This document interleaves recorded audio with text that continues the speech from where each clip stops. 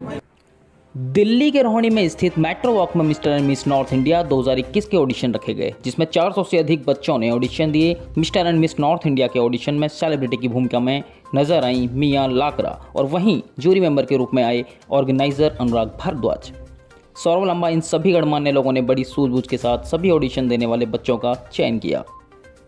Show के organiser Saurabh Lamba ने बताया कि ये एक ऐसा शो है जहां ना ही किसी से ऑडिशन फीस ली गई है और ना ही कोई ग्रूमिंग चार्ज लिया गया है। इस शो का कराने का मेन उद्देश्य यही है कि गरीब और प्रतिभाशाली बच्चों को हुनर के जरिए, उनकी प्रतिभाओं के जरिए एक मंच दिया। Mister and miss north India 2021 event चल रहा है एडवेंचर आइलैंड रोहिणी में और हमारे साथ जुड़ी हुई हैं मिया लाकड़ा जी। तो मैम से बात करते और पूछते हैं मैम को ये इवेंट कैसे लगा। हाय, मैं रोहिणी बहुत बार आई पर एडवेंचर आइलैंड पहली बार आई हूँ और मुझे बाहर जो क्राउड देख के मुझे एक्चुअली में लगा कि मैं, खैर वो चैनल का नाम नहीं लूँगी, पर उसके रियलिटी शो के ऑडिशंस में पहुँची हुई। इतनी भीड़ बाहर है ना, मैं बता नहीं सकती। So I am really happy. Mister and miss north India 2021 के ऑडिशन में मुझे एक्चुअली में एक रियलिटी शो जैसे ऑडिशन क्राउड देखने को मिला। इतने ऑडिशंस दिल्ली में हो रहे, मैं इतने शो में गई हूँ, but these guys have super impressed me by the crowd they have pulled up, you know. Ma'am आप एज ए जूरी यहाँ पे आई हैं, तो अभी तक आपने फर्स्ट राउंड देखा है यहाँ पे, तो आप क्या एक्सपेक्ट करते हैं कि क्या बच्चे टैलेंटेड हैं और कहाँ तक पहुँच सकते हैं?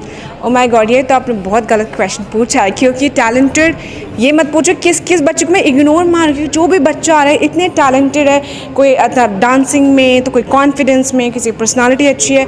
तो मेरे लिए एज अ सेलेब ज्यूरी बहुत ज़्यादा मुश्किल हो रहा है कि किसको मैं सिलेक्ट करूँ, किसको मैं ना सिलेक्ट करूँ। बट देन मैं कोशिश कर रही हूँ कि जो उतने जिनको प्लेटफॉर्म नहीं मिलता या फिर जो जिसके फैमिली बैकग्राउंड थोड़ी सी बैकवर्ड है, उनको पहले चांसेस दिया जाए, क्योंकि पैसे वाले तो आपको पता है वो कहीं पर भी अपने आप को एडजस्ट कर लेते हैं। मैम लाइव न्यूज़ 100 के व्यूअर्स के और लाइव न्यूज़ 100 के थ्रू आप उन कंटेस्टेंट को जो यहाँ तक भी नहीं पहुँच पाए उनको कोई मैसेज देना चाहते हैं? लाइव न्यूज़ 100 व्यूअर्स को मैं बस यही कहना चाहूँगी कि हिम्मत मत हारो। लाइव बहुत बड़ी है, ये नहीं तो आप ये जो ऑडिशन है वो डिफरेंट सिटीज़ में हो रहे हैं, उसमें जाइए। अगर वो भी नहीं होता तो ऑनलाइन ज़रूर चेक करिए। बट येस, जो हमेशा मेरा फंडा होता है, never ever give up ever in your life, because life बहुत शॉर्ट है। जितना हो सके इसका मैक्सिमम यूज़ करिए। Saurabh Lamba is another jury of the mister and miss north India 2021 and sir से बात करते हैं और पूछते हैं वो इस इवेंट से क्या एक्सपेक्ट करते हैं और ये इवेंट किस लेवल तक होने वाला है। सर लाइव न्यूज़ 100 के व्यूअर्स को प्लीज़ बताइए। मैम, जो हमारा इवेंट है ये इंडिया में शायद ही पहले कोई ऐसा इवेंट हुआ होगा, क्योंकि इतने बड़े लेवल पर आज तक इंडिया में कोई इवेंट हुआ नहीं है। 250 बच्चे एक दिन में ऑडिशन देने आए हैं आज।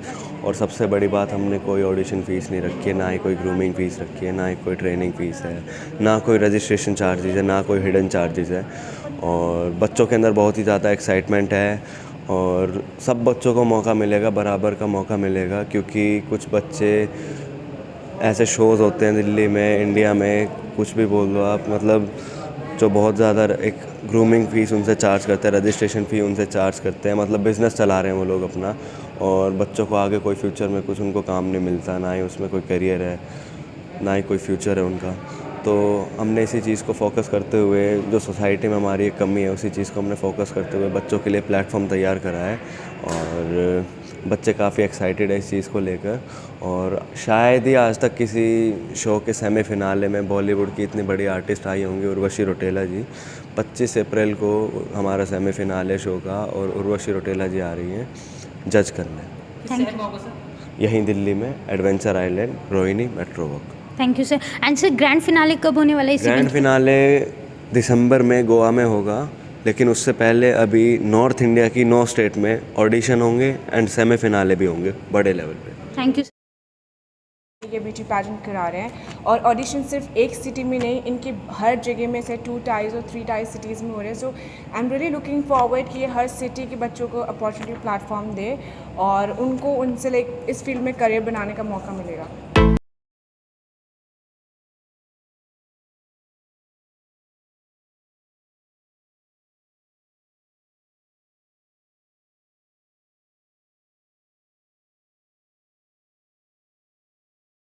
इंडिया 2021 के एज ए जूरी मेंबर, हमारे एज ए जज अनुराग भारद्वाज जी हमारे साथ जुड़े हुए हैं और बताएंगे इस इवेंट में उन्होंने जो टैलेंट देखा वो कहाँ तक, किस लेवल तक का देखा। हेलो सर, लाइव न्यूज़ 100 में आपका वेलकम है। प्लीज़ बताइए आज इस इवेंट से आप क्या एक्सपेक्ट करते हैं? मैम, जैसे बच्चे आ रहे हैं, हम लोग देख रहे हैं नए नए फ्रेश टैलेंट हैं। कुछ ऐसे बच्चे भी हैं जो बहुत दूर दूर से आए हैं, तो अच्छा लगता है इतने सारे बच्चे यहाँ पे आते हैं, अपना टैलेंट दिखाते हैं, तो हमें भी कहीं ना कहीं ये रहता है कि ठीक है, हमारे मतलब इंडिया में या दिल्ली में इतने सारे बच्चे हैं जो इतने प्रतिभाशाली हैं, तो अच्छा लगता है। अब धीरे धीरे और बच्चे आ रहे हैं, सुबह से अराउंड 250 या 300 बच्चे आए हैं, उसमें से अभी भी ऑडिशंस कंटिन्यू चल रहे हैं, तो देखते हैं अभी जैसे जैसे आगे आगे चलता रहेगा वैसे वैसे अपडेट्स आपको मिलते रहेंगे। Thank you sir. ऑलराइट।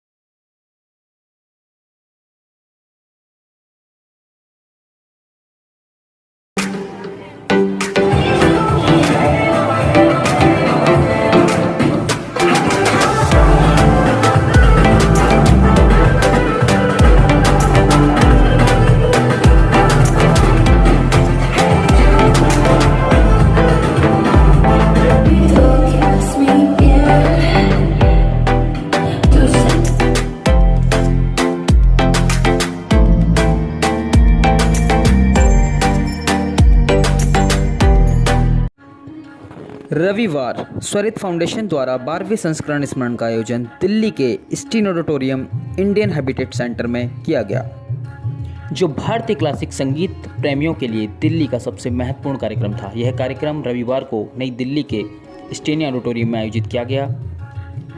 इस कार्यक्रम की मेजबानी प्रसिद्ध प्रचारक और मीडिया व्यक्तित्व साधना श्रीवास्तव ने की। संगीत में शाम में 2 बेहतरीन युवा कलाकारों को दिखाया गया। मेहताब अली नियाजी द्वारा सितार गायन, साथ में तबला पर खुर्रम अली नियाजी द्वारा किया गया। उसके बाद उज्जवल नगर द्वारा हिंदुस्तानी मुखर गायन के साथ हारमोनियम पर ललित सिसोदिया और तबला पर सप्तक शर्मा रहे। साथ ही शाम के लिए मुख्य अतिथि घराने उस्ताद अकरम खान के प्रसिद्ध गुरु और तबला मास्टर रहे। इस कार्यक्रम को संचालित करने वाली स्वरित फाउंडेशन एक कला, संस्कृति और मनोरंजन कल्याण ट्रस्ट है, जिसकी अध्यक्षता युवा हिंदुस्तानी मुखर कलाकार क्षितिज माथुर, प्रसिद्ध गुरु पद्मश्री के शिष्य करते हैं मधुप मुगल जी। हमारे साथ जुड़े हुए हैं स्वरित फाउंडेशन के ऑर्गेनाइज़र और फाउंडर द क्षितिज माथुर जी, और सर से बात करते हैं और सर से पूछते हैं फाउंडेशन के बारे में। सर नमस्कार। दर्शकों को बताइए सर स्वरित फाउंडेशन के बारे में। स्वरित फाउंडेशन इज़ बेसिकली एक ऐसी संस्था है जो हमारे भारतीय परंपरागत जो कलाएं हैं उनको आगे प्रोत्साहन देती है और उनको संजो के रखने में लोगों को जागरूक करती है कि उनको पता लगे कि क्या क्या कलाएं हैं हमारे देश में, और स्पेशली हमारी जो भारतीय संगीत है उसमें कैसे कैसे रंग हैं अनेक, उनको जानने का मौका मिले। और केवल बड़े ही नाम नहीं, हमारे युवाओं में भी ऐसी कला प्रतिभा छुपी हुई है जो लोगों के सामने नहीं आ पाती, तो हम कोशिश करते हैं वो मंच ऐसा प्रदान करने की ऐसे कलाकारों को, ये उनको अपने कला को ऐसे प्रदर्शित कर सकें और आगे उनको दिखा सकें, लोग जान पाएँ उनको। सर स्वरित फाउंडेशन का ये 12वां स्मरण है, तो ऐसे बहुत से स्मरण हो चुके हैं, तो लास्ट ईयर भी ऐसा कुछ रहा है क्या, या जैसे कोविड-19 था तो उस समय में क्या किया? जैसे कि अभी जैसे हमारा आज यहाँ सब लोग उपस्थित हैं और सब लोग सुनने के लिए आए, ये बहुत सराहनीय बात है कि कलाकारों को, युवा कलाकारों को सुनने के लिए इतने लोग आए हैं, और इसका मतलब ये एक बहुत पॉजिटिव साइन है। और पिछले साल भी हम लोगों ने फरवरी में एक कार्यक्रम किया था, उसके बाद से साल भर से हम लोग कुछ नहीं कर पाए थे ऑफलाइन, बट हाँ ऑनलाइन हम लोगों ने कोशिश करी एक कार्यक्रम करने की, जो 1 हफ्ता कार्यक्रम हुआ चला है, वो 7 दिन का कार्यक्रम चला था, और उसमें 14-16 आर्टिस्ट हमारे परफॉर्म किए, जिसमें तकरीबन आप समझिए कि देश विदेश सभी जगह से, not even just India, Australia से और यूएस से भी परफॉर्म किया। स्ट्रिंग प्लेयर्स हैं उन लोगों ने परफॉर्म किया। That event was dedicated to Bharat Ratna Pandit Ravishankar ji. एक बहुत बड़ा फंड रेजर प्रोग्राम था वो, जो वाद्य बनाने वाले जितने लोग हैं, इंस्ट्रूमेंट मेकर्स जितने हैं, उन लोगों के लिए हम लोगों ने सपोर्ट किया और फंड रेज़ किया, और सब लोगों के, जनता के सहयोग से, कॉर्पोरेट फर्म्स के सहयोग से, और जो संगीत रसिक हैं उनके सहयोग से हम लोगों ने तकरीबन 10-12 लाख रुपए रेज़ किया और हम लोगों ने तकरीबन 150 लोगों की हम लोगों ने मदद करी। 150 इंस्ट्रूमेंट मेकर्स। वो एक सामान्य ऑर्गेनाइजेशन होने के नाते हमारा एक फ़र्ज़ बनता है कि हम भी अपने कलाकार भाई बहनों के लिए कुछ करें। स्वरित फाउंडेशन, या आपको कहाँ से इंस्पिरेशन मिला कि इंडिया में रह के, जैसे आजकल पंजाबी और हिप हॉप और रॉक जैज़ जैसे म्यूज़िक की साइड बढ़ावा दे रहे, तो आपने क्लासिकल को चुना? देखिए, क्लासिकल म्यूज़िक एक हमारी परंपरा है, एक भारतीय परंपरा है। It is our Indian rich Indian culture. भारतीय संगीत है, ये अपना संगीत है।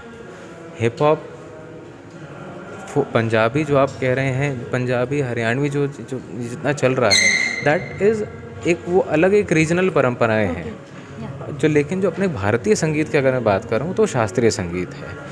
ये भारतीय इंस्ट्रूमेंट हैं। आप सितार सुनेंगे, आप तबला सुनते हैं, आप ढोलक सुनते हैं, आप अलग अलग वाद्य सुनते हैं, वो आप नोटिस कीजिए, उन सभी वाद्यों को सब अपने साथ रख के बजाते हैं। और जो वेस्टर्न इंस्ट्रूमेंट्स हैं वो हमेशा दूर रहता है।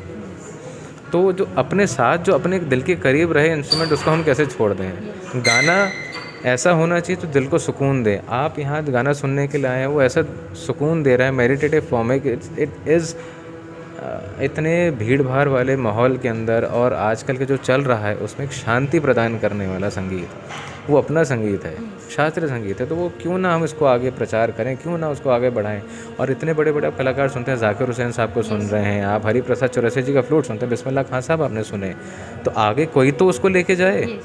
अगर वो हम लोग बीइंग यूथ इसको रियलाइज़ नहीं करेंगे तो फिर ये तो वहीं ख़त्म हो जाएगा।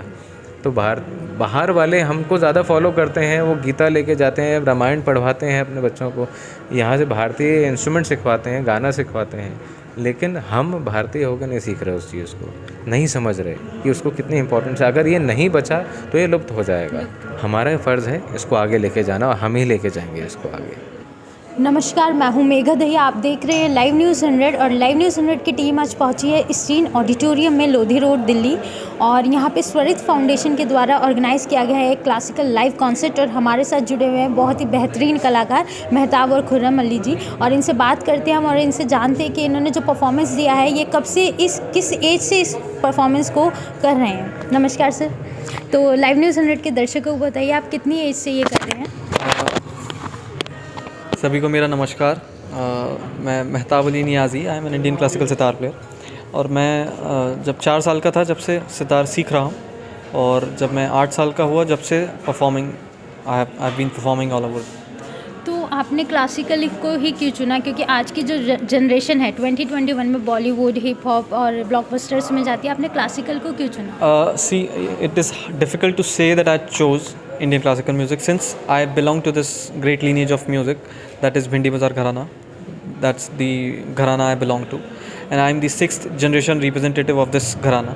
तो ऐसा कहना कि मैंने कब चूज़ किया वो मुश्किल है, क्योंकि जो घर का माहौल था उसमें हमेशा से म्यूज़िक था, तो वो इंटरेस्ट बिल्ड हुआ और सीखना स्टार्ट हुआ। तो ऐसा कहना मुश्किल है कि कब जर्नी स्टार्ट हुई है, मैंने कब चूज़ किया। तो आपको क्या क्या डिफ़िकल्टीज आई क्लासिकल ये सब चीज़ें सीखने में? डिफ़िकल्टीज़ एज इन कुछ नहीं आई, क्योंकि घर में ही था।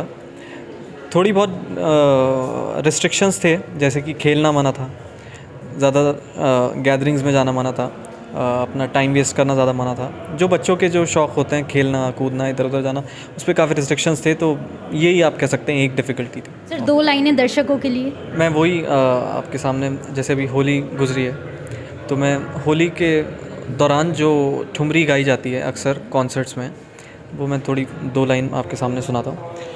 हो रंगी सारी गुलाबी चुनरिया रे, रंगी सारी गुलाबी चुनरिया रे, मुँह मारे नजरिया सावरिया रे, रंगी सारी गुलाबी चुनरिया रे, मुँह मारे नजरिया सावरिया रे। सर, आप कुछ कहना चाहेंगे आज के कॉन्सर्ट के बारे में? जी, हमें बहुत अच्छा लगा। ऐसे जो सिचुएशन चल रही है आजकल कोविड-19 की, उसके बाद जो इतने दिनों बाद ये कॉन्सर्ट हुआ, हमें भी बहुत मज़ा आया ऑडियंस के सामने बजाने में, और ये अलग ही एक फीलिंग है, काफ़ी टाइम से नहीं हो रहा था, तो आज बहुत मज़ा आया।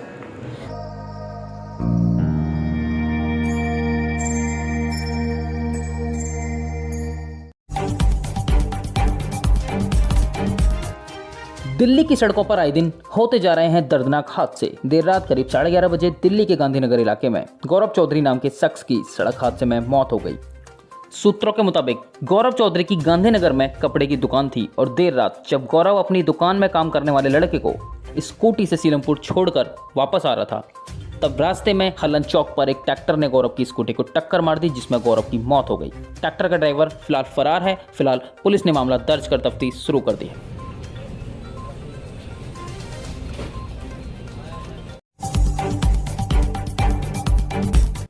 उत्तर पूर्वी दिल्ली के गांधीनगर मार्केट में हुई दिल्ली नगर निगम की बड़ी कार्रवाई। पूर्वी दिल्ली नगर निगम में गांधीनगर मार्केट में किए गए अतिक्रमण पर बड़ी कार्रवाई की गई। निगम ने पुस्ता रोड पर दुकानों के बाहर से जेसीबी दार अतिक्रमण किया साफ। निगम और दिल्ली पुलिस और ट्रैफिक पुलिस की भी टीमें मौजूद रहीं।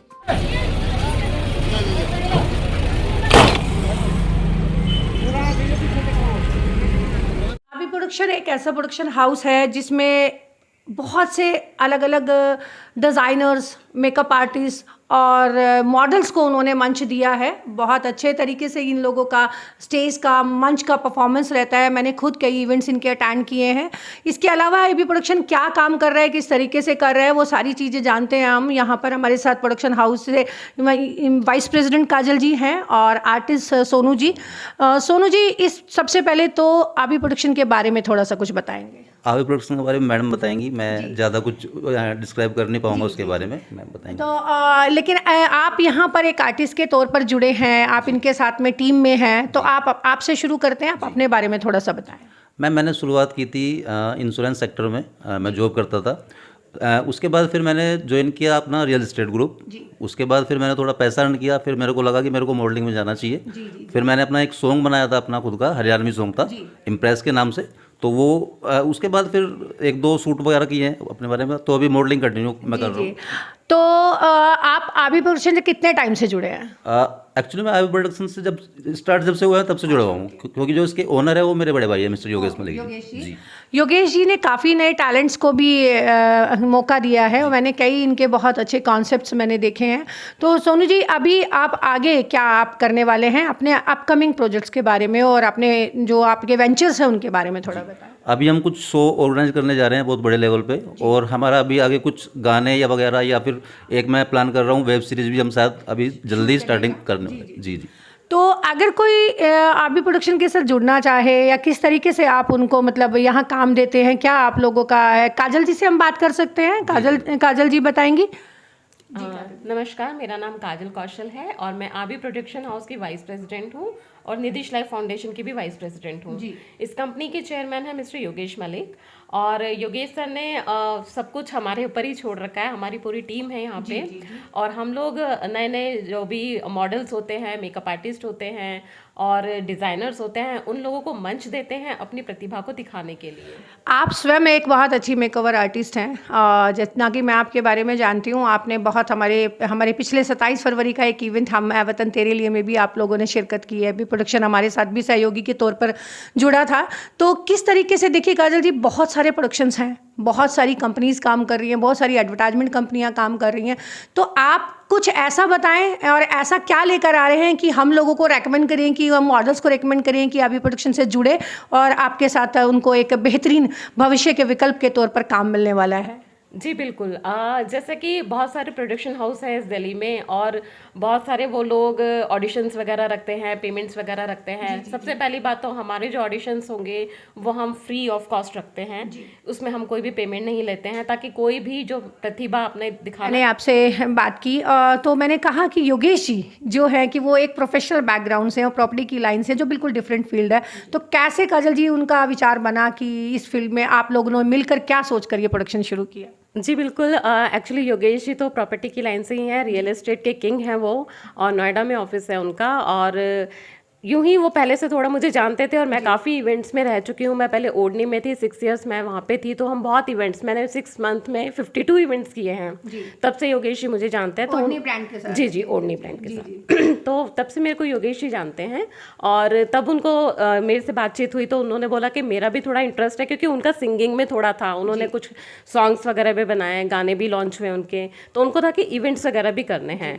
और फिर मैंने उनको इवेंट के अलावा मैंने और भी उनको चीज़ें बताई कि इवेंट के अलावा हम और भी बहुत से कॉन्सेप्ट उतार सकते हैं, कुछ हम नए कॉन्सेप्ट के अलावा कुछ मॉडलिंग के, कुछ शूट्स के, कुछ ब्रांड लॉन्चिंग के प्रोजेक्ट्स वो भी कर सकते हैं, कुछ चीज़ों की ब्रांडिंग्स और सब। अभी मैंने पीछे देखा आपकी बहुत प्यारी एक बिटिया है और उसने भी पार्टिसिपेट किया, तो आप बच्चों को लेकर भी कुछ प्लान कर रहे थे? बिल्कुल, हम बच्चों को लेकर भी प्लान करते हैं, बच्चों को भी बहुत अच्छा प्लेटफॉर्म देते हैं, क्योंकि अभी जितने भी आप देखेंगे वो सब लोग पेजेंट वगैरह कर रहे हैं, क्योंकि वहाँ से उनको बहुत सब मनी वनी मिलती है। हम लोग पेजेंट नहीं करते हैं, बहुत कभी करेंगे तो बहुत बाद में करेंगे। एक तरीके से अगर हम कहें कि अभी प्रोडक्शन एक बहुत अच्छे टैलेंट को बाहर लाने के लिए काम कर रहा है, कुछ यंग बच्चों को टैलेंट देना चाहते हैं और कुछ ऐसे कॉन्सेप्ट जो बहुत ही रेयर कॉन्सेप्ट्स हों, जो बिल्कुल डिफरेंट मीडिया मॉडलिंग में काम कर रहे हो, तो वो लोग आप लोग लेकर आना चाहते हैं? बिल्कुल बिल्कुल, हमारे जो भी कॉन्सेप्ट रहते हैं, जो भी हमारे आगे अवार्ड फंक्शन भी रहेंगे, वो बिल्कुल रियल रहेंगे, एक अच्छे कॉन्सेप्ट, जो यूनिक कॉन्सेप्ट रहते हैं, कुछ नए लोगों को लेकर, कुछ सच्चे लोगों को लेकर आप काम करेंगे।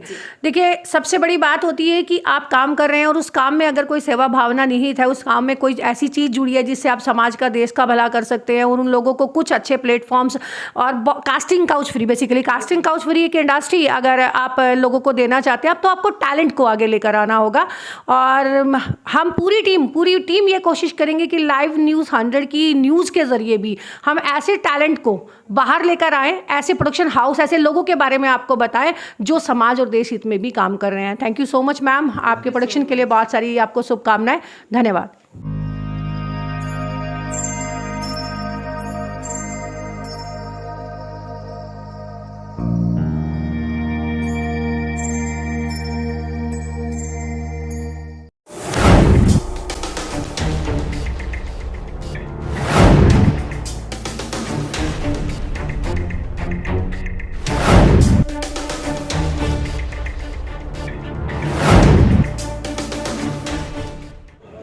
नमस्कार, मैं हूं मेघा दहिया, आप देख रहे हैं लाइव न्यूज़ 100 और लाइव न्यूज़ 100 की टीम आज पहुंची है जंतर मंतर। आज डेट है 20 मार्च 2021 और यहां पे प्रोटेस्ट चल रहा है NMMTA का।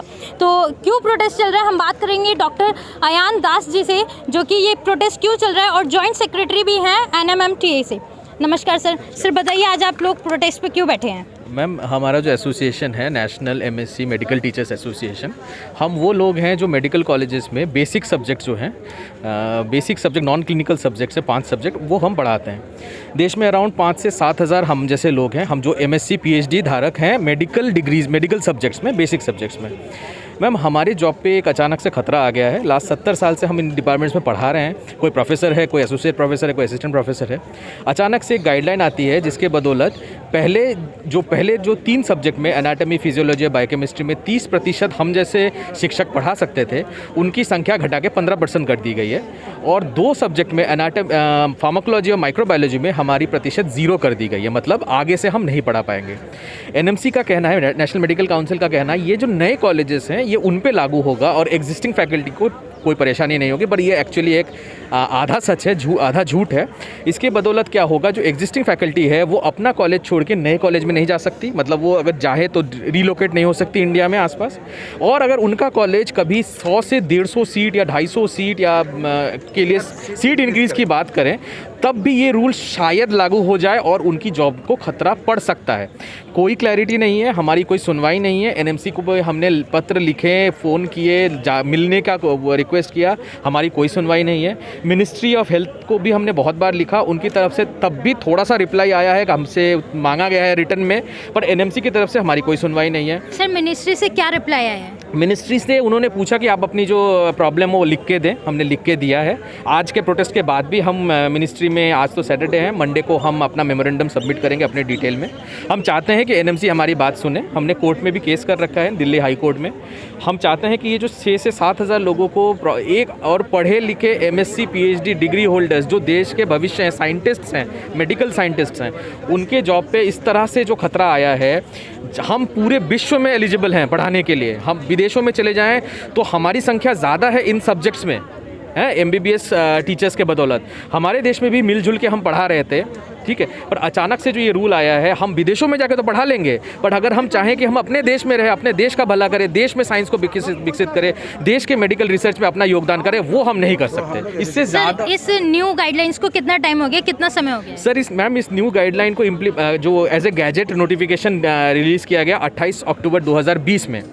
कोरोना महामारी के बीच से जब से कॉलेजेस खुली हैं जनवरी के बाद से, अब ये धीरे धीरे NMC इंस्पेक्शन होने लगेगा। ऐसे अभी हमारे जानने में एटलीस्ट कई लोग हैं जिनको उनके कॉलेजेस ने कॉन्ट्रैक्ट रिन्यू नहीं किया, जो कॉन्ट्रैक्चुअल लोग हैं उनको रिन्यू नहीं किया, बोल दिया कि NMC की गाइडलाइन के हिसाब से आप एलिजिबल नहीं हो, आप चले जाओ। तो धीरे धीरे प्रॉब्लम आना शुरू हो गई है। अभी तक यहाँ जितने भी लोग देख रहे हैं आप, इनके को अभी डायरेक्टली प्रॉब्लम शायद आने ही वाली है, कुछ लोगों को बस हम वेट आने वाला है। तो हम चाहते हैं कि before a massive crisis of job surfaces through out the country, सरकार हमारी बात को सुने, NMC हमारी बात को समझे, हमसे एक 1-to-1 बात करे और इसका एक सॉल्यूशन रखे। जो एग्जिस्टिंग गाइडलाइन 70 साल से चली आ रही है उसको चलाएं। CBME के नाम पे, जो CBME एक करिकुलम बेस्ड क्लिनिकल एक्सपोजर की बात होती है कि बच्चों को फर्स्ट ईयर से क्लिनिकल एक्सपोजर देंगे तो नॉन क्लिनिकल जो फैकल्टी वो नहीं पढ़ा पाएंगे। ये एक सरासर एक मिथ बना दिया गया है, उसके पीछे छुपा गया है। क्लिनिकल इंटीग्रेशन का मतलब है कि फर्स्ट ईयर के बच्चे को बेसिक साइंस के टीचर साथ ही साथ जो क्लिनिकल टीचर्स हैं वो एक साथ मिलकर पढ़ाएंगे। मैं जाके मेडिसिन नहीं पढ़ाऊंगा, ना कि मेडिसिन वाला प्रोफेसर आके माइक्रोबायोलॉजी पढ़ाएगा, मिल के पढ़ाना है। तो इस झूठ के पीछे छुप के हमारे हक को बहुत बुरी तरह से कुचला जा रहा है और हम चाहते हैं कि इसके अगेंस्ट में कार्रवाई हो और इसको रोका जाए। आप कह रहे हैं कि जो साइंस आजकल के जो 2021 चल रहा है स्टूडेंट्स को पढ़ाई जा रही है, झूठ के बिहाफ पे पढ़ाई जा रही है। नहीं, हम वो नहीं कर रहे हैं। हम ये कह रहे हैं एक गाइडलाइंस के नाम के पीछे छुप के हमको अटैक किया जा रहा है। तो आप लोग आज कहाँ से और कितने की तादाद में है सर आप? सर आज हम अराउंड 200 लोग हैं। हम देश के डिफरेंट पार्ट से, कहीं कोई तमिलनाडु से है, कोई आंध्र प्रदेश से है, कोई केरल से है, कोई बंगाल से है, कोई असम से है, झारखंड से है, जम्मू कश्मीर से लोग आए हुए हैं। तो पूरे देश के लोग आए हुए हैं। हमारा एसोसिएशन स्ट्रेंथ हम लोगों का 6000 के आसपास है। कोरोना की वजह से आपको ऐसा लगता है कि गवर्नमेंट से कोई होप नजर आती है आपको इस प्रोटेस्ट के बाद? क्या लगता है? देखिए, हम किसके पास जाएं? गवर्नमेंट के पास। हम गवर्नमेंट के अगेंस्ट भी नहीं हैं, हम बस उनसे फरियाद कर रहे हैं। हम चाहते हैं कि वो हमारी बात सुने। लास्ट जब तक सांस है तब तक आस है। हम अभी भी होप कर रहे हैं कि गवर्नमेंट हमें सुनेंगी और NMC को डायरेक्ट करेगी कि हमारी बात को अच्छे से सुना जाए। देखिए, एक और पॉइंट है, गवर्नमेंट ने यहाँ पे रिलीज़ की competency based curriculum. What is competency based curriculum? It is a combination of EC and SDL. EC बोले तो early clinical exposure and SDL will self directed learning. EC के अंदर आता है क्लिनिकल पार्ट, SDL के अंदर आता है नॉन क्लिनिकल पार्ट। अगर ये दोनों को कंबाइन कर रहे हो तो हम लोगों को क्यों इग्नोर किया जा रहा है? Tell me. And this is the basic part of the first year MBBS। It is a integrated collaborative study. अगर ये दोनों को ले रहे हो तो why you are ignoring us, why you are throwing us out? What is the necessity of throwing it out? So this is one of the point. Second point, one person who has sacrificed whole of the life for the sake of anatomy, physiology, biochemistry, you have no authority to throw him out in this way. Actually main बात है क्या, विदेश में हम लोग क्या कर रहे हो, मेडिकल साइंस को वेस्टर्न कंट्रीज़ के अपग्रेडेशन में लेकर के जाने की कोशिश कर रहा हूँ। मगर उधर वेस्टर्न कंट्रीज़ में अपग्रेडेशन में तीनों फेज़ जो मेडिकल कॉलेज का है, एक क्लिनिकल पार्ट, एक टीचिंग पार्ट, एक रिसर्च पार्ट। तो उधर अगर देखा जाए तो प्री क्लिनिकल में जैसे आपका anatomy, physiology, biochemistry, pharmacology, microbiology होता है, इसमें MSc PhD का परसेंटेज ऑलवेज ज़्यादा है। आप अगर ग्रेट ब्रिटेन भी देख लेंगे तो 80% है। ऑक्सफोर्ड में आप देख लीजिए, ऑक्सफोर्ड में जिधर कोवैक्सीन बना है उसका डायरेक्टर MSc PhD है। तो इस जगह में उसका जो ग्रुप है, उस ग्रुप में भी 65% आर ओनली MSc PhD। तो इस कंडीशन में मालूम नहीं है क्या है, ये लोग चाह रहे हैं क्या बेसिकली, अगर डॉक्टर हम लोग किस लिए बनाता हूँ कि गांव शहर सब जगह में हर जो मरीज़ है, जो गरीब है, उसको अपना उसका हेल्थ फैसिलिटीज़ मिले। मगर हम लोग ये भी नहीं चाह रहे वो लोग ना रहे, वो लोग रहे, बस साथ में हम लोग भी रहो, तभी teaching, clinical as well as research तीनों फिल्म को ऐसे किया गया। कोलैबोरेटिव कोर्स करिकुलम किया गया है। ये जो कोर्स करिकुलम किया गया है MBBS में, it's a integrative collaborative project. It is a admixture of ECE as well as SDL में एनाटॉमी फिजियोलॉजी बायोकेमिस्ट्री का जो नॉन क्लिनिकल सब्जेक्ट आता है, ECE में 2 तरह का आता है, hospital setting and dissection hall setting और लैब सेटिंग। तो it's a completely collaborative project. How could you ignore us when there is government is saying you do collaborative project and you are there ignoring देश में जब इसका जब कोई प्रावधान नहीं है, एम्स जैसे इंस्टीट्यूट भी लेता है, और हम लोग तो ये भी डिमांड करता हूँ कि हम लोगों को कुछ फैसिलिटीज़ नहीं लेना है। कोई भी इंटरव्यू हो रहा है, आप ओपन फोरम में हम लोगों को रिटन एग्जाम दे दीजिए, वी आर रेडी टू। तो आप देख रहे हैं लगातार लाइव न्यूज़ 100 के माध्यम से देख रहे हैं जंतर मंतर पे लगातार प्रोटेस्ट चल रहा है। NMMTSA के अपने फंडामेंटल जो राइट्स हैं वो खत्म कर दिए गए हैं। आप बने रहिए मेरे साथ, मैं हूँ मेघा दया, कैमरामैन अनिल। नमस्कार, आप देख रहे हैं लाइव न्यूज़ 100। लाइव न्यूज़ 100 की टीम पहुंची है आज मालवीय नगर और आप देख रहे हैं लाइव न्यूज़ 100 और हमारे साथ इस वक्त मौजूद हैं बॉबी कटारिया जी, जो परिचय के मोहताज नहीं हैं और सभी जानते हैं, जिनके फॉलोवर्स भी काफ़ी अच्छे हैं। तो बॉबी जी, स्वागत है आपका लाइव न्यूज़ 100 में। जी शुक्रिया। आज ऑडिशंस हो रहे हैं 5 सितंबर के कार्यक्रम के लिए, जो इवेंट्स ऑर्गेनाइज किया जा रहा है। तो सर, आपको कैसा लग रहा है आज? जी, मेरे को प्राउड फील होता है जब भी कहीं निकलता हूँ, सड़कों पर निकलते हैं जब भी प्राउड फील हो जाता है हमें। तो आज आपके साथ और भी लोग हैं, मौजूद हैं, और जितने बच्चे आए हुए हैं ऑल ओवर इंडिया से बच्चे आए हुए हैं, तो आपको कैसा लग रहा है? से ज़्यादा लड़कियां कम आई हुई हैं, ऐसा क्यों? सोच बदलनी पड़ेगी माँ बाप को आज के समय में, क्योंकि लड़कियों को सिर्फ लॉक करके ही रखा जाता है। उनको भविष्य में आगे बढ़ने की ज़रूरत है। मैं तो ये कहूँगा लड़कियों को आगे आना चाहिए, उनके माँ बाप सपोर्ट दें। कई लड़कियाँ ऐसी होती हैं जो चाहती तो है, उनका सपने तो बहुत बड़े बड़े होते हैं, लेकिन वो कुछ कर नहीं पाती सिर्फ फैमिली बॉन्डिंग की वजह से, और इस वजह से वो रुक जाती हैं। बॉबी जी, आप लगातार हेल्प भी करते हैं, काफ़ी सोशल मीडिया पे आप लगातार बने हुए हैं और एक्टिव भी रहते हैं और लोगों की मदद भी करते हैं, और बहुत सारे केसेस आपने सॉल्व किए हैं, चाहे वो यूपी पुलिस हो, दिल्ली पुलिस हो, या दिल्ली NCR में आपकी काफ़ी प्रशंसा है सर। तो इस बारे में बताएं कि लड़कियों के लिए और क्या आपका मैसेज होगा? जी, लड़कियों के बारे में तो यही मैसेज होगा कि एक लड़कियों की सुरक्षा के लिए एक ऐप बननी चाहिए, जिससे कि जो बटन दबाएं तो तुरंत उनके पास PCR पहुंच जाए। सर, दिल्ली के अंदर तो है क्या? NCR के अंदर बहुत लेट पहुंचती है।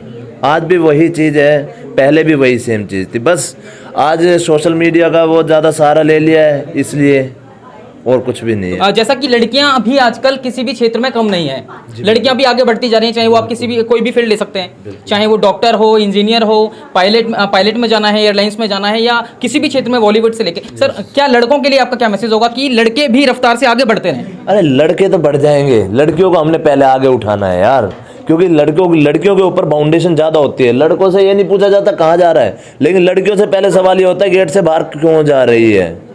लड़के तो अपने कूद के गेट को कूद के चले जाएंगे, लड़कियां कूदेंगी तो कैसा लगेगा?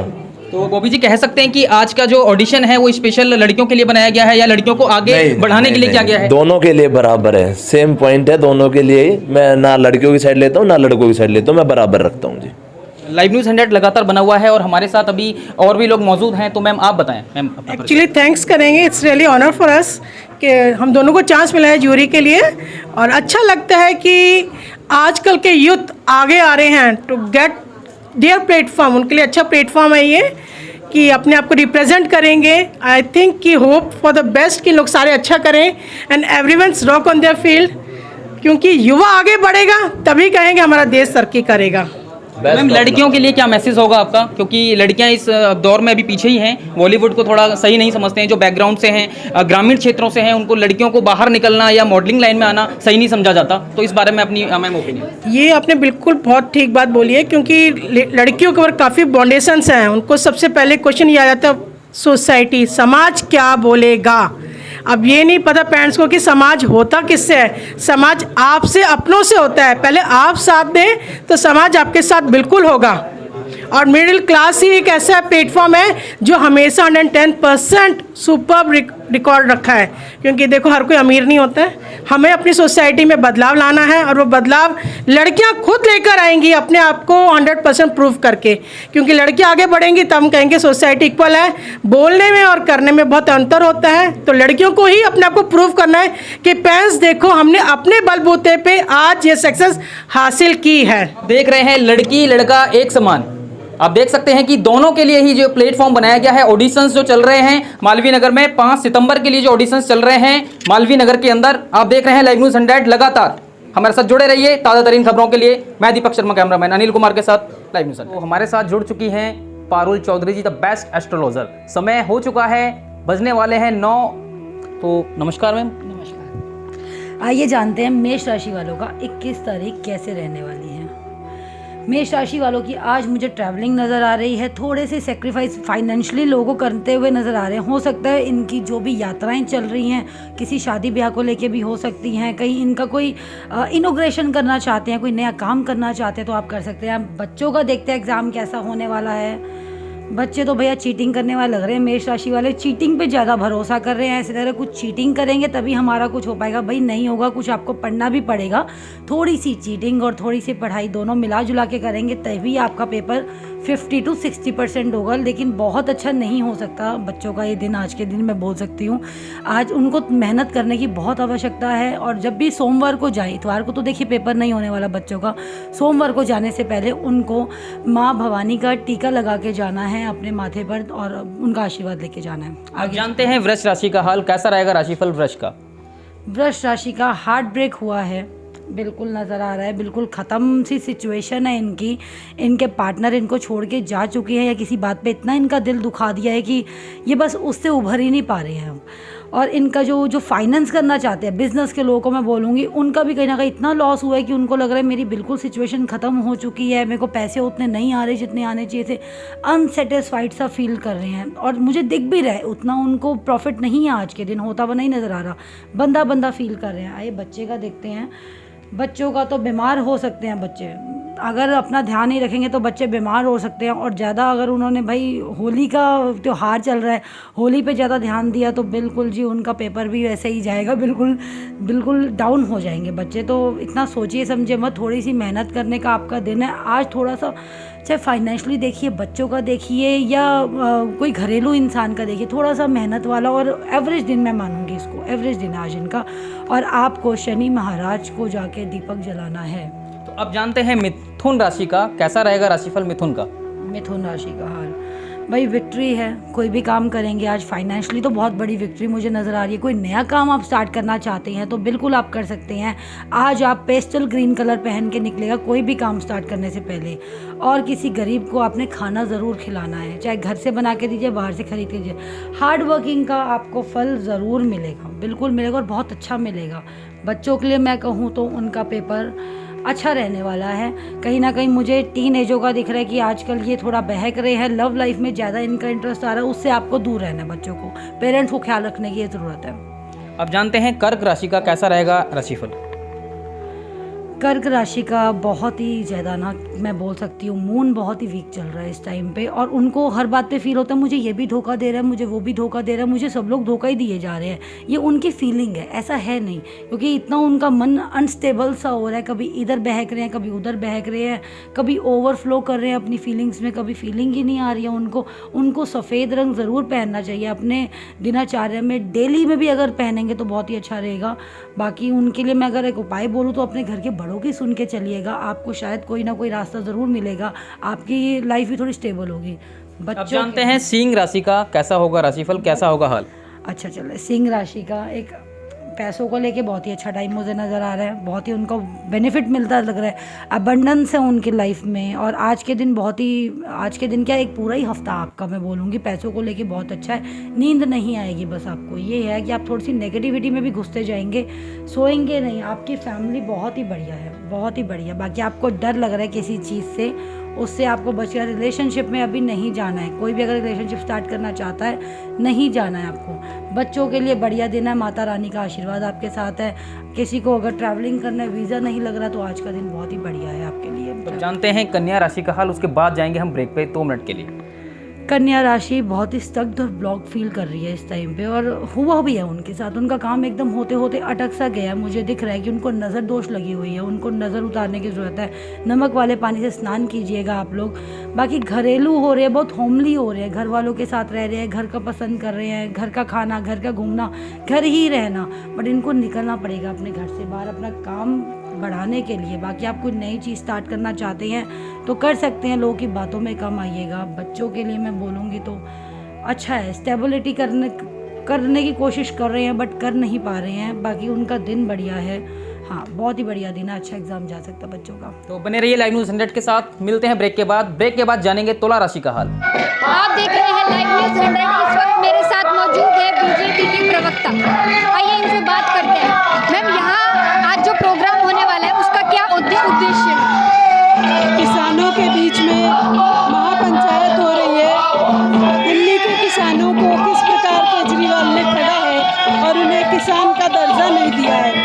एक तरफ तो वो कहते हैं कि किसानों के लिए आंदोलन करेंगे और धरने पे जाएंगे और उन लोगों को सपोर्ट करेंगे जो लाल किले पे से झंडा उतार देते हैं, उपद्रवियों का सपोर्ट करते हैं, परंतु दिल्ली का किसान उन लोगों के साथ नहीं है। दिल्ली का किसान सच्चा किसान है, वो ये जानता है कि कितनी मेहनत से किसान अपना घर चलाता है। और दूसरी बात यह है, आज केजरीवाल से प्रश्न भी पूछना है दिल्ली के मुखिया से, दिल्ली के मालिक से, यहाँ के मुख्यमंत्री से, जो कि किसानों को अभी तक किसानों का दर्जा नहीं दिए हैं। अब आपने कहा कि आम आदमी पार्टी के खिलाफ जो है किसान है, लेकिन आम आदमी पार्टी लगातार किसानों का समर्थन करते हुए दिखती है और वेस्ट बंगाल में बीजेपी अब उतर गई है चुनाव के टाइम पर, लेकिन वो बीजेपी का समर्थन किसान नहीं करते हैं, बिल्कुल उनके अगेंस्ट जाते हैं। तो अब आपको नहीं लगता कि इससे और भी दूसरी पार्टियों को समर्थन मिलेगा? आम आदमी पार्टी जिन लोगों का समर्थन कर रही है वो किसान नहीं है, वो उपद्रवी लोग हैं। कभी भी कोई किसान देश के झंडे को अपमान नहीं करेगा। दिल्ली का किसान आम आदमी पार्टी के साथ नहीं है। उन गाजीपुर बॉर्डर हो या टिकरी बॉर्डर हो, वहाँ दिल्ली का किसान नहीं था। लेकिन मैम, इसी बयान से आपने कहा कि कुछ किसान आंदोलन में उपद्रवी भी हैं, लेकिन इसी को ही लेकर किसानों के मन को ठेस पहुंचती है, तो इसी वजह से किसान और आक्रोश जो है किसानों का और बीजेपी की तरफ उठता दिखता है।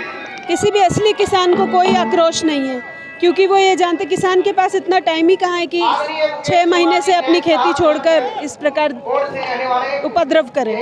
और आम आदमी पार्टी की सरकार दिल्ली के किसानों को किसान का पहले दर्जा तो दे दें, वो उनका सम्मान होगा। लेकिन मैम, अब इसका हल कैसे निकलेगा? एक संसद की एक समिति में एक कानून का जो है समर्थन भी हुआ है। अब आपको लगता है कि कुछ उम्मीद जागी है कि और भी पार्टीज इसके पक्ष में आएंगी 3 बिल पास और करने में?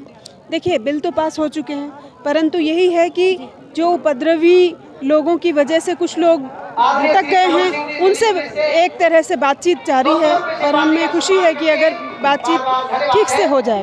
परंतु दिल्ली के किसान की जहाँ तक बात मैं करना चाहती हूँ, ये देश के किसान की या पंजाब से जो किसान आए उनकी बात नहीं कर रही हूँ मैं। दिल्ली के किसान, जहाँ पर हम माजरा डबास में बैठे हुए हैं, दिल्ली का जो किसान है उसको किसान का दर्जा तो दें।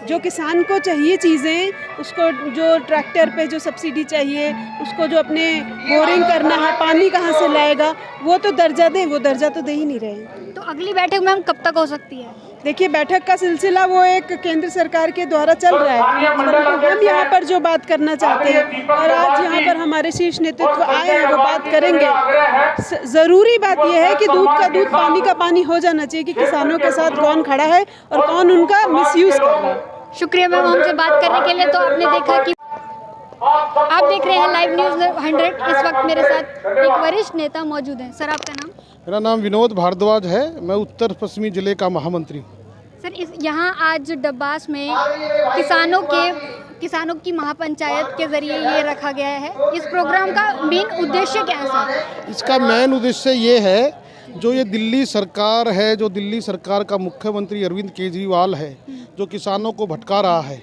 दिल्ली में किसानों का दर्जा नहीं दे रहा, दिल्ली में एमएसपी लागू नहीं कर रहा है, और जो केंद्र सरकार की योजना है कि दिल्ली में भी एमएसपी लागू हो और किसानों का बीमा हो, जो ये निकम्मा मुख्यमंत्री है, ना तो दिल्ली में किसानों का दर्जा दे रहा है, ना दिल्ली में एमएसपी लागू कर रहा है, और दिल्ली के किसानों को भटका रहा है। एमएसपी की गारंटी तो सर सेंट्रल गवर्नमेंट ही देगी ना? नहीं, वो दिल्ली जो जैसे हर एक स्टेट में जो भी राज्य सरकारें हैं उनकी मंडियाँ एएमपीसी दिल्ली सरकार के अंडर आती है। तो वो जब दिल्ली सरकार यहाँ पर किसानों का दर्जा देगी किसानों को, दिल्ली में किसानों का दर्जा नहीं दे रही है सरकार, जब तक किसानों का दर्जा नहीं होगा तो केंद्र सरकार एमएसपी कैसे लागू करेगी? आम आदमी पार्टी तो लगातार इसके समर्थन में ही आगे आती है। तो दिल्ली में किसानों का दर्जा दिया जाए ना जी, कृषि का दर्जा दिया जाए। लेकिन विरोध प्रदर्शन तो भाजपा के खिलाफ ही हो रहा है, सेंट्रल गवर्नमेंट के खिलाफ ही किसान जो है वो आंदोलन कर रहे हैं, आम आदमी पार्टी के खिलाफ नहीं। दिल्ली का किसान कोई भी आंदोलन नहीं कर रहा। दिल्ली का किसान समझदार है। आप देख रहे हो ये सब क्षेत्र का अलग अलग क्षेत्र का सब किसान ही आया हुआ है। लेकिन पंजाब हरियाणा के जो राज्य हैं वहाँ के किसान तो सेंट्रल गवर्नमेंट से ही नाराज हैं। वहाँ MSP मिल रही है, हरियाणा का किसान कोई नाराज नहीं है राज्य सरकार से। लेकिन जो वहाँ के किसान हैं वो भी विरोध प्रदर्शन में आगे आ रहे हैं, दिल्ली बॉर्डर पर बैठे हुए हैं। वो कुछ तुच्छ लोग आ रहे हैं जिनको कोई मुद्दा नहीं मिल रहा, वो केंद्र सरकार के खिलाफ बोलने के लिए, तो इसलिए वो किसानों को आगे करके वो उसका एक गुमराह कर रहे हैं किसानों को। धन्यवाद, शुक्रिया। तो हमसे बात करने के लिए आपने देखा कि जो नेता हैं उन्होंने एक जानकारी, महत्वपूर्ण जानकारी दी है कि आज किसानों को मनाने के लिए ये प्रोग्राम आगे दिखाया जा सकता है। शुक्रिया। खबरों में फिलहाल इतना ही। नमस्कार।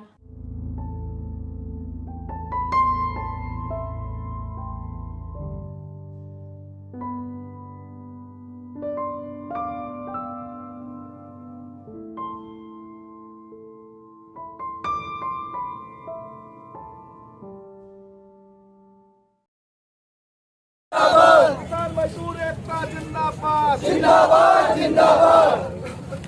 जय जवान जय जवान जय किसान, जय जवान जय किसान, जय जवान जय किसान। किसान यूनियन जिंदाबाद, किसान यूनियन जिंदाबाद, किसान यूनियन जिंदाबाद। काले कानून, काले कानून।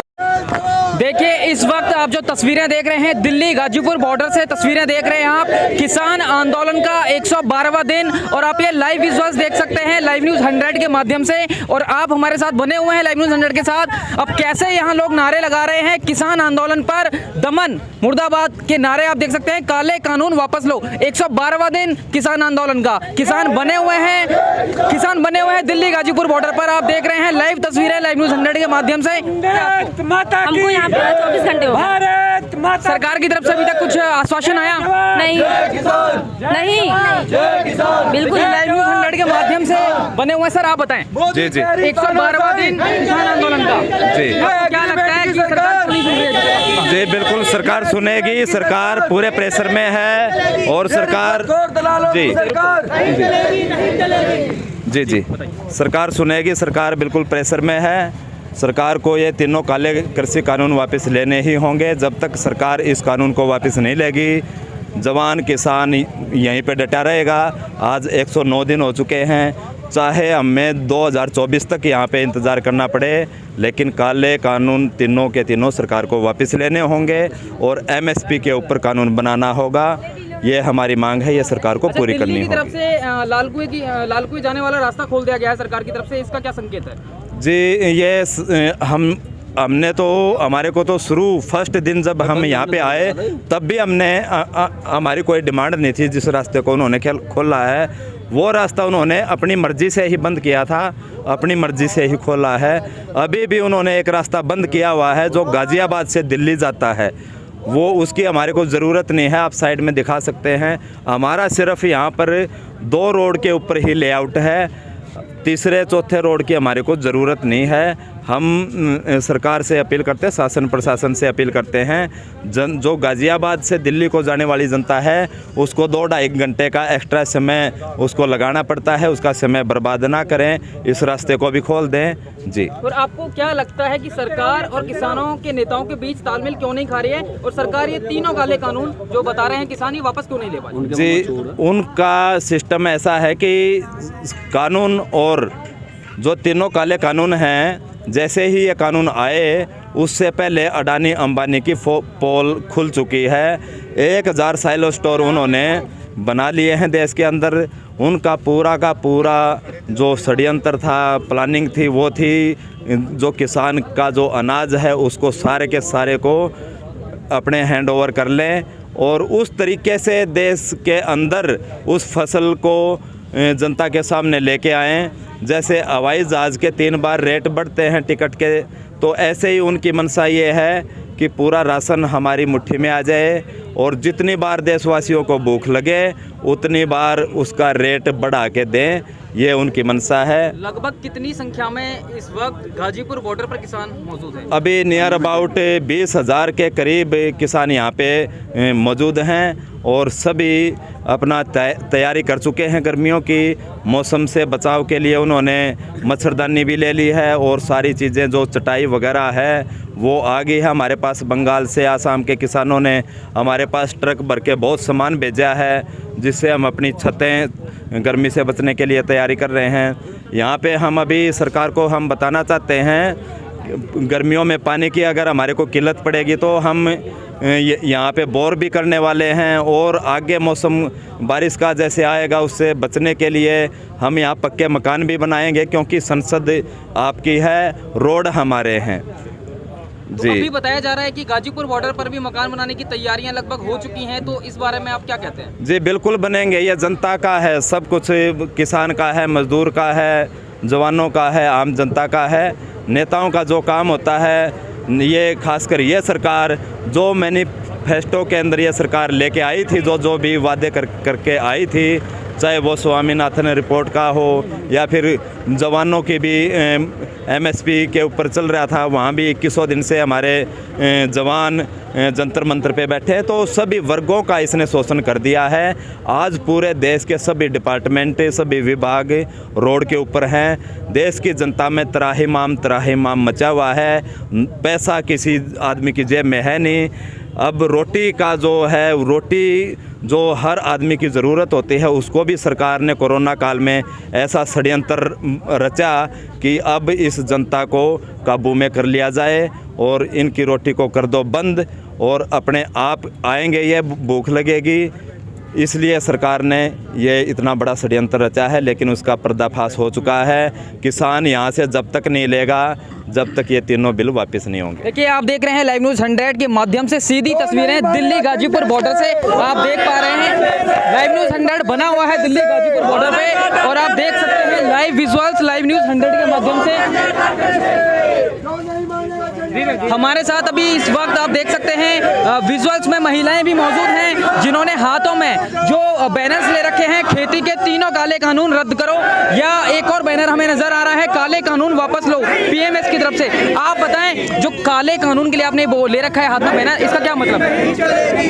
ये मतलब है कि काले कानून जब नहीं वापस नहीं लेंगे तो हमारे खेती भी उजड़ जाएंगी, इसलिए हम यहाँ पे आए हैं, धरना प्रदर्शन यहाँ पे करने आए हैं, हमारे खेती को बचाव के लिए मैं यहाँ पे आए हैं। आप दिल्ली गाजीपुर बॉर्डर से तस्वीरें देख रहे हैं, किसान आंदोलन का 109वां दिन, किसान बने हुए हैं अभी भी दिल्ली गाजीपुर बॉर्डर पर और सरकार से गुहार लगा रहे हैं कि काले कानूनों को वापस ले। आप देख रहे हैं लाइव न्यूज़ 100 के माध्यम से सीधी तस्वीरें दिल्ली गाजीपुर बॉर्डर से।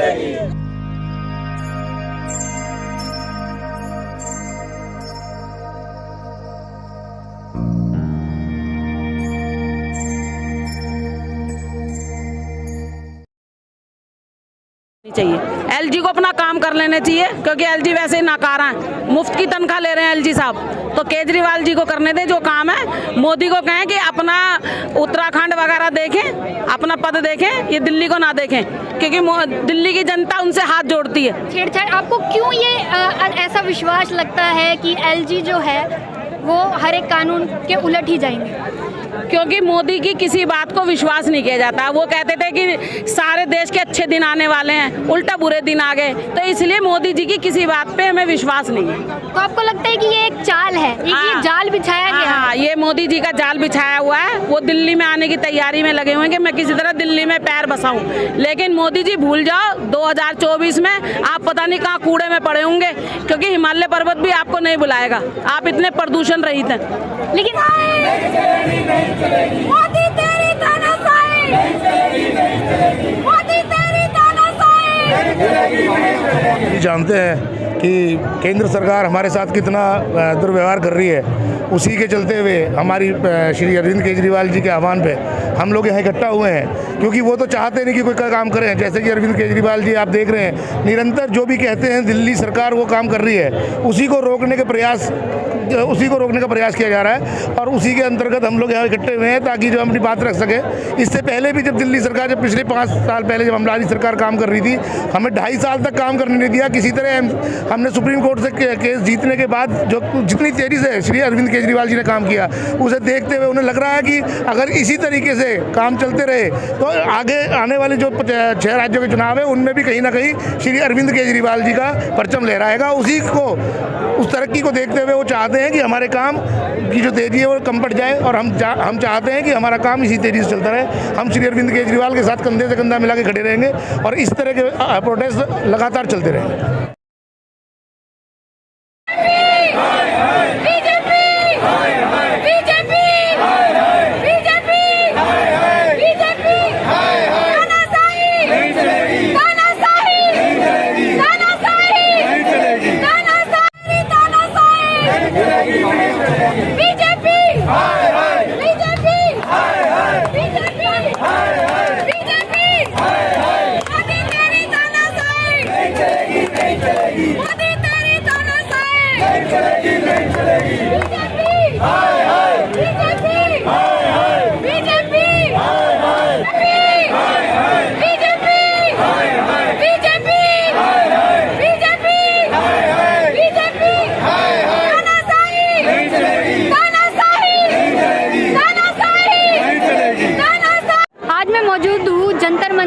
आज यहाँ आम आदमी पार्टी के कार्यकर्ता आक्रोश प्रदर्शन कर रहे हैं बीजेपी सरकार के खिलाफ।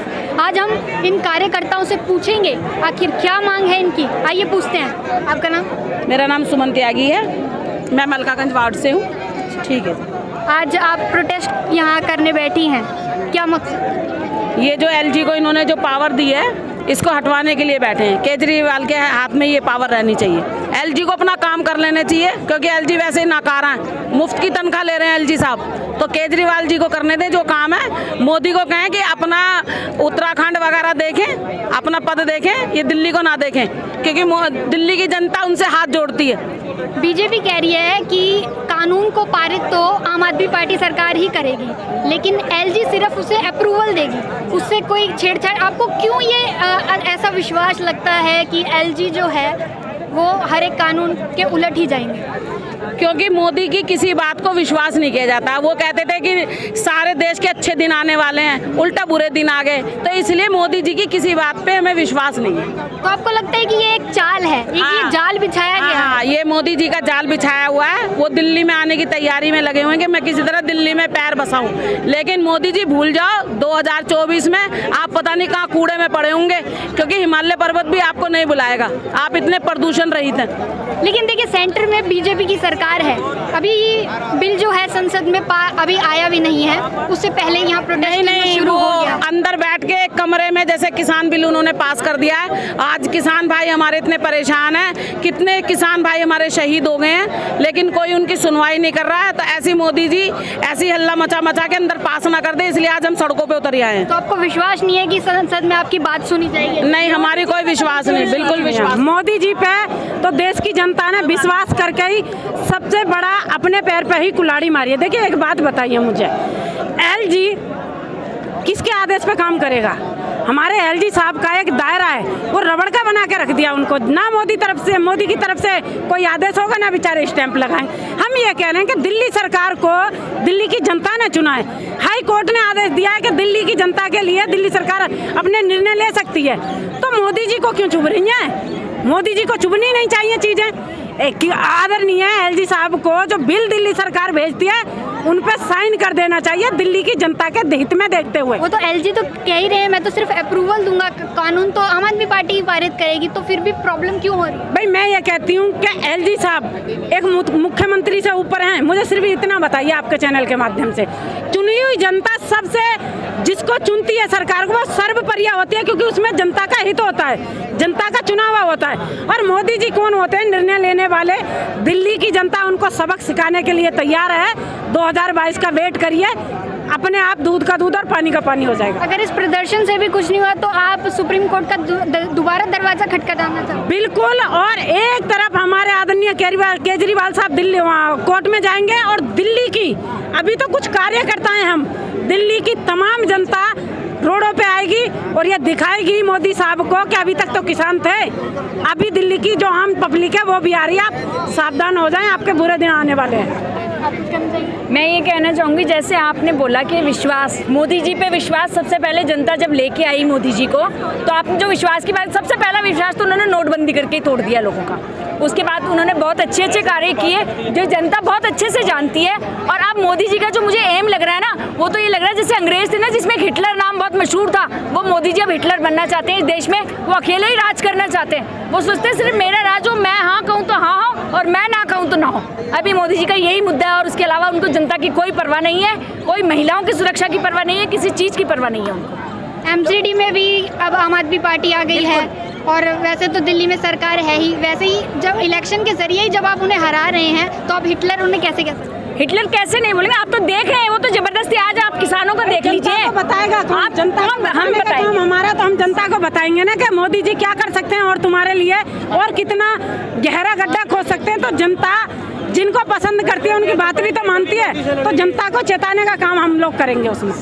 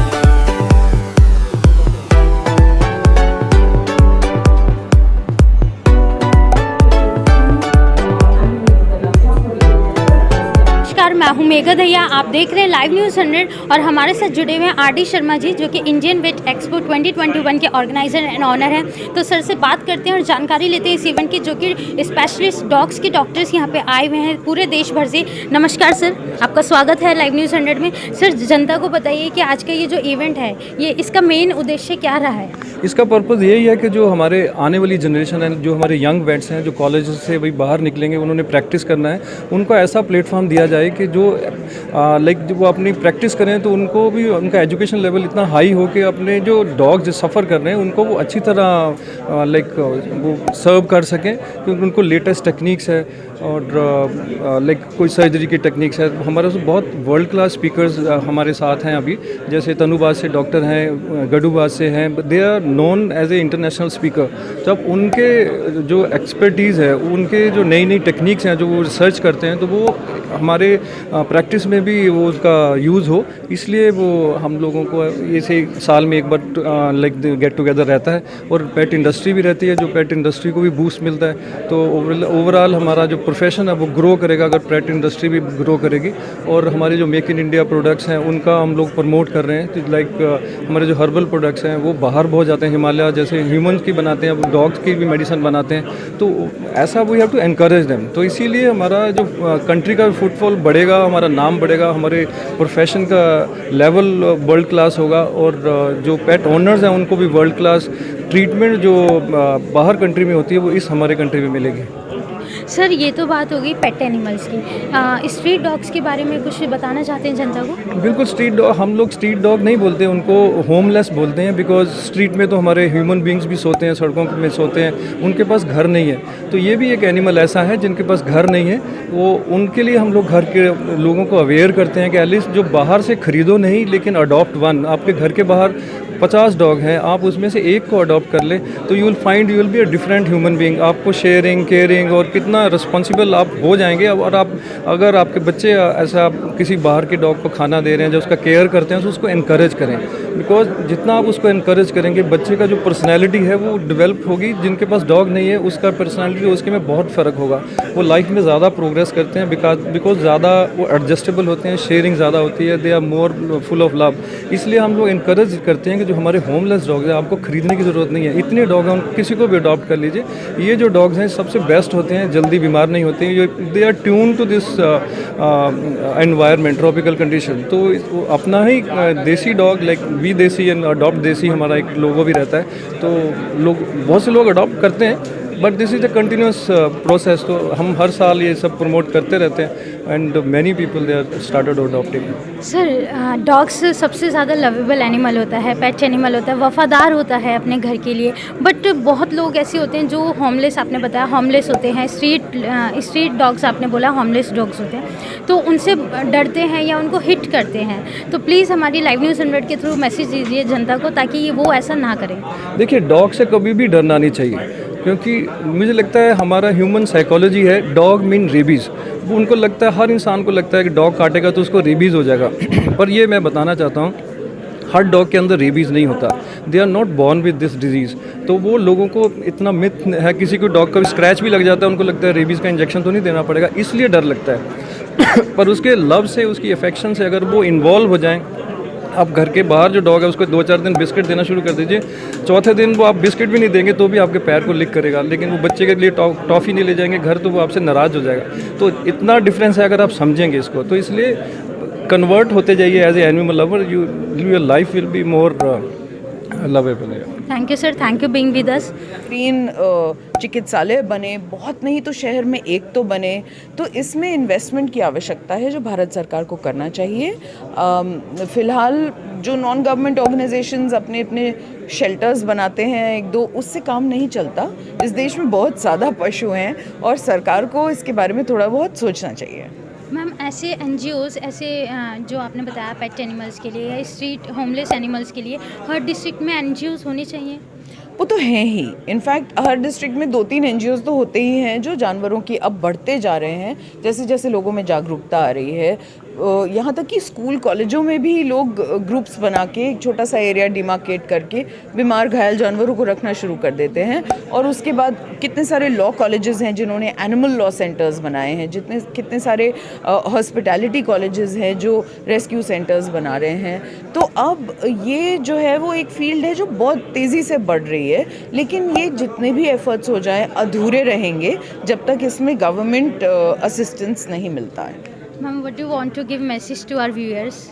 Be kind to animals because हमारे पर्यावरण का हिस्सा है वो, उनसे क्रूरता करके, उनको निगलेक्ट करके इंसानियत का भला नहीं होता है। अहिंसा हमारे देश की एक बेडरॉक है, ये हमारा कल्चर है और इसको हमें अपने हाथों से, अपने एक्शन से साकार करना चाहिए।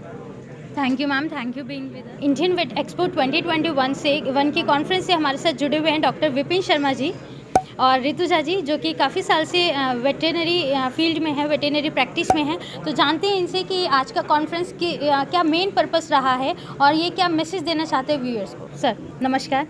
नमस्कार सर, बताइए आज की कॉन्फ्रेंस आपको कैसा लगा? कॉन्फ्रेंस बहुत अच्छी हो रही है और इसका जो मुख्य उद्देश्य है वो ये है कि पशु चिकित्सा जैसे कि साइंस के बाकी फील्ड्स बहुत अच्छे से ग्रो कर रहे हैं और भारत एक साइंस में एक नॉलेज हब बनता जा रहा है और समय के साथ बाकी साइंस ने ग्रो किया है तो वेटनरी साइंस भी काफ़ी ग्रो कर रही है और विश्व में जो अंतर्राष्ट्रीय स्तर पे जो हम ट्रीटमेंट कर रहे हैं वो हमारा जो ट्रीटमेंट का तरीका है वो अंतर्राष्ट्रीय स्तर पे स्वीकार किया जा रहा है और इस तरह की कॉन्फ्रेंस होने से वेटनरी स्टूडेंट्स में उनको नए नए तौर तरीके पता चलते हैं, नई टेक्निक्स पता चलती हैं और समय के साथ जो हमारी पशु चिकित्सा में जो हम सेवा देते हैं लोगों को, जिसमें छोटे जानवर मतलब पालतू पशु और इवन जैसे बड़े जानवर हैं जो कि हमारी समाज की एक बड़े हिस्से की आजीविका का हिस्सा बनते हैं, उसमें जो हम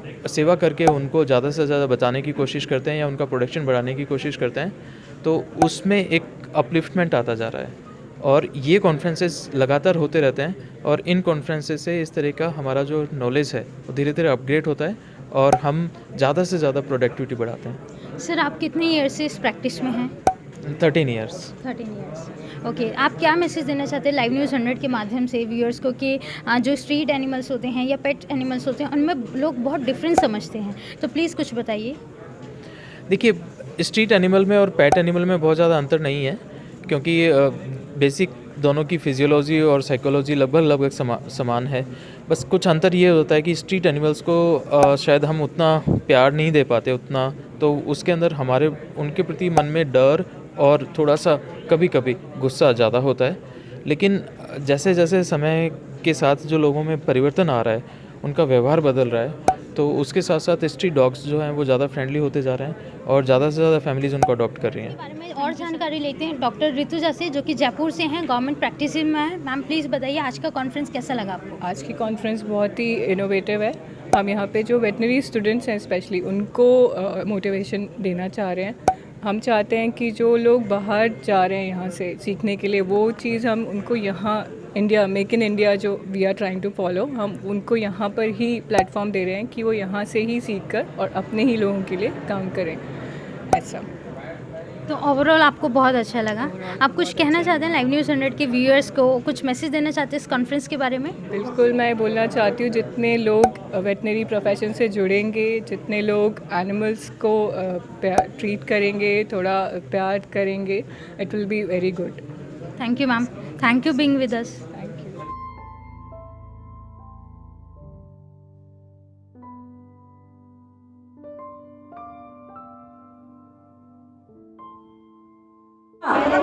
लोकतंत्र की हत्या, इसके लिए आज प्रोटेस्ट हो रहा है, जंतर मंतर में धरना प्रदर्शन हो रहा है। और अलका लामा जी से पूछते हैं कि ये धरने का उद्देश्य क्या है। मैम आज के धरने का उद्देश्य क्या है?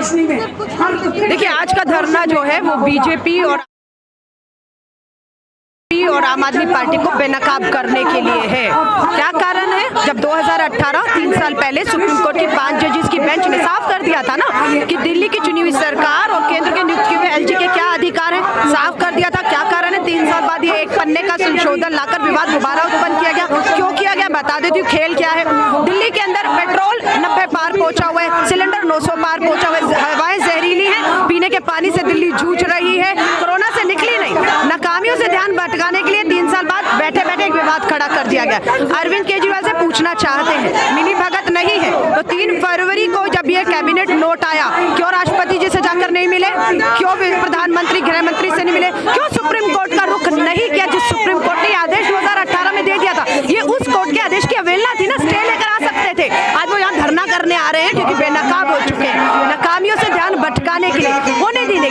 ये वो अरविंद केजरीवाल है जो कहते हैं दिल्ली को पूर्ण राज्य का दर्जा मिलना चाहिए। इतिहास उठाइए, पिछले 6-7 सालों में कितने आंदोलन दिल्ली को पूर्ण राज्य के दर्जे के लिए इन्होंने की। उल्टा इन्होंने तो जम्मू कश्मीर के जब पूर्ण राज्य के अधिकार को छीनकर केंद्र शासित किया जा रहा था, यही अरविंद केजरीवाल समर्थन करने सबसे पहले आगे आए थे। तो आज मुझे लगता है ये बेनकाब हो गए हैं। सिर्फ दिल्ली के लोगों को परेशानी बढ़ेगी, आगे से परेशान है, आगे ही परेशान है दिल्ली।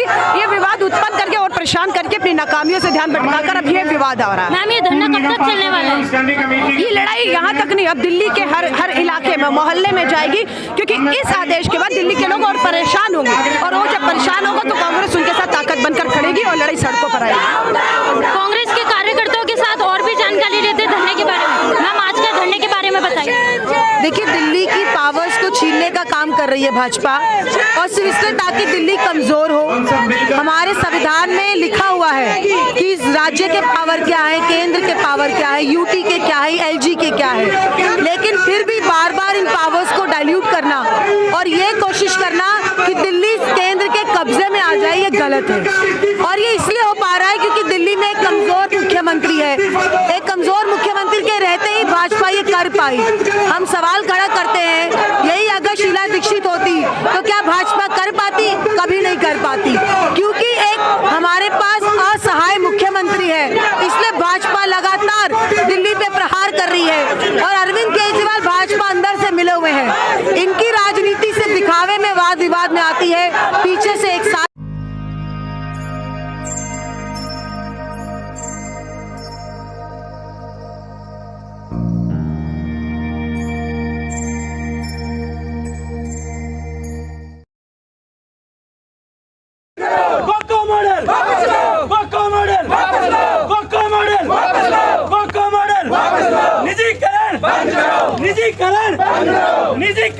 निजीकरण बंद करो, निजीकरण बंद करो, GOCO model, GOCO model, GOCO model, GOCO model, GOCO model, निजीकरण बंद करो, निजीकरण बंद करो, निजीकरण, GOCO model, GOCO model, GOCO model, GOCO model, निजीकरण बंद करो, निजीकरण बंद करो, निजीकरण बंद करो, निजीकरण बंद करो, निजीकरण बंद करो, गोको मॉडल, गोको मॉडल।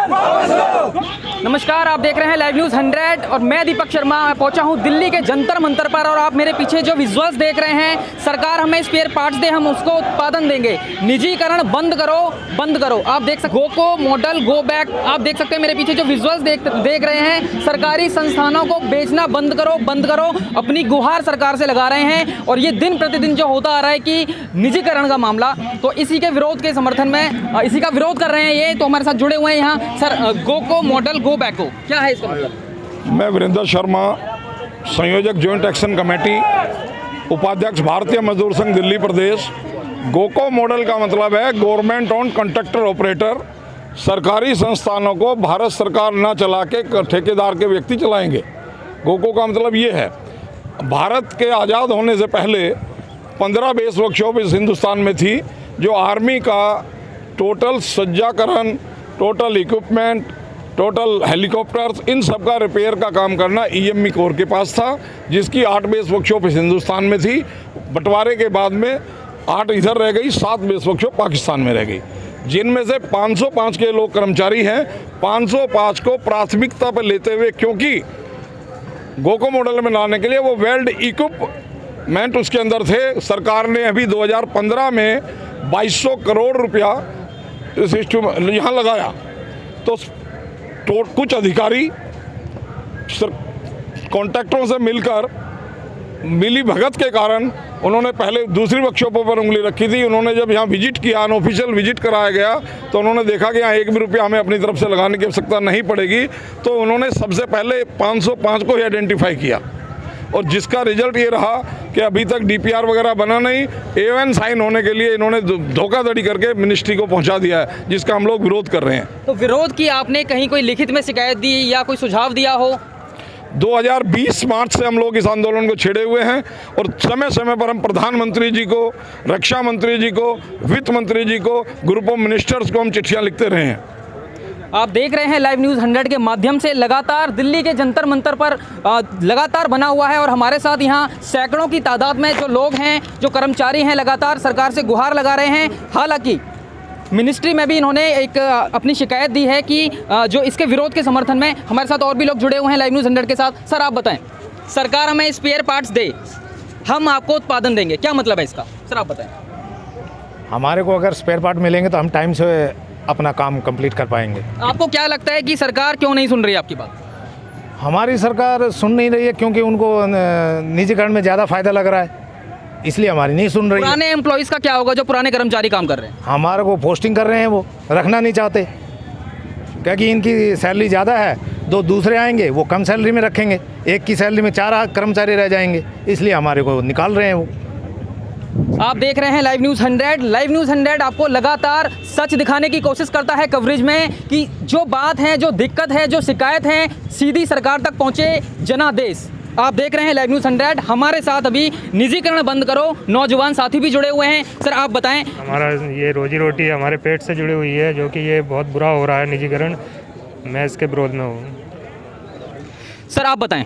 जी, निजीकरण हो रहा है लगातार, सारे डिपार्टमेंट्स प्राइवेट की तरफ जा रहे हैं, आपको क्या लगता है इससे क्या नुकसान होने वाला है? इससे नुकसान कर्मचारियों का है, जो हमारी अपनी प्रॉपर्टीज हैं गवर्नमेंट की, वो जो है निजीकरण में जा रही हैं, तो उससे नुकसान उनका ही है। हमारा क्या है, हम देश की सिक्योरिटी है, हम आर्मी से हैं, ईएमई का काम करने वाले हैं। जो इक्विपमेंट हम कर रहे हैं वो करेंगे, तो आज हम कर रहे हैं काम, कल वो मना कर दें तो कुछ नहीं कर सकते।